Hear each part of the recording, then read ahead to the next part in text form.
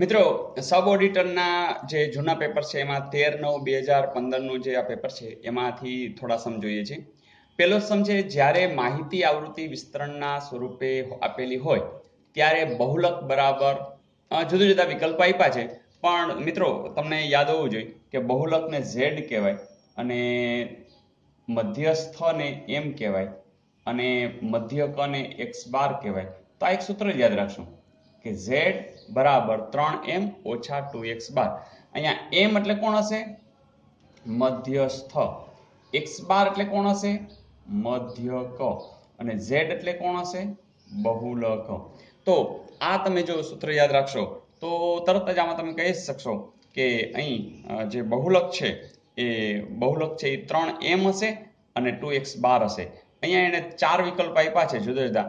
તો અહીંયા આપણને ખબર પડી જશે કે અહીંયા કોણ હશે? મધ્યસ્થ. અને અહીંયા કોણ હશે? મધ્યક. બરાબર. સંકેત આપ્યા હશે તો આપણે એમ આપશું, અહીંયા x બાર. અહીંયા સંકેત નથી આપ્યા, એ લોકોએ જુદા જુદા વિકલ્પો જ આપ્યા છે, પણ અહીંયા બહુલક આવશે.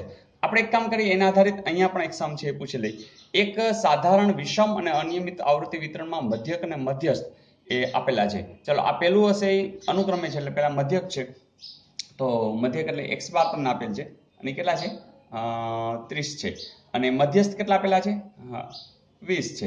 તમે જોજો, આપણે અહીંયા કિંમત મૂકીએ છીએ 3m. ચાલો, 3 ગુણ્યા 20 ઓછા 2x બાર એટલે કે 30. જોજો, 3 દુ 6, 20 તરી 60 અને 30 દુ 60. શું આવે? 0. તો એનો જવાબ શું આવશે? 0. ઓકે. ત્યાર પછીનો જે આ સમ છે એ બહુ સરસ છે કે એક વસ્તુ ₹450 વેચતા 10% ખોટ જાય છે, તો તે ₹600 વેચતા કેટલા ટકા નફો થાય? મિત્રો, જ્યારે આવા સમ હોય ને ત્યારે ટકા જ્યારે પૂછાવે ને તો આપણે ખબર છે કે 100 નો બેઝ બનાવો ને તો બહુ મજા આવી જાય. જેમ કે જો 450માં આપણે આ 100 જ છે, એ 100માં ધારો કે વેચે છે અને 10% ખોટ જાય છે, તો 100 માંથી 10 વેચે એટલે 90 થાય.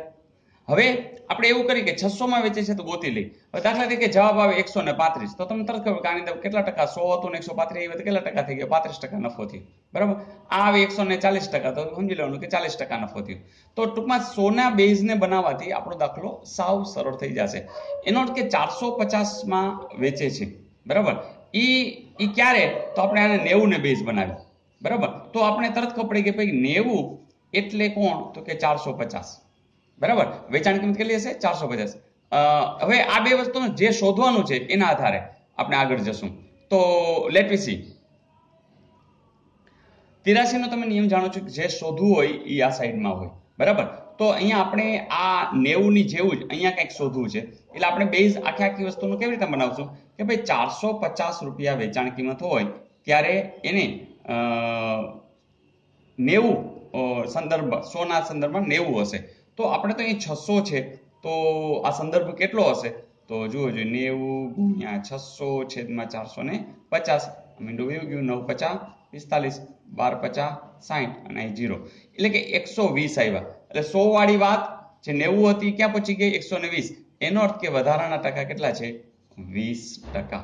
અને મિત્રો 20% જેવું તમને ક્યાં આપ્યું છે? હા, આપેલું છે. તો આવા સમની અંદર તમારે નહીં તો ડબલ કરવું પડે અને આ સીધું સિંગલમાં જ તમે આ જવાબ મેળવી શકો. Okay, enjoyed. તો મિત્રો, બસ આ સમ ગયા વખતેના પેપરના છે, આ વખતે રવિવારે પેપર છે, તો જરા દરેક સમ જોઈ લેજો. અને હા, પ્લેલિસ્ટની અંદર જેટલા મેથ્સ રીઝનિંગના જે સમ્સ છે એ આપણી આ ચેનલના જરૂરથી બધા નજર કરજો.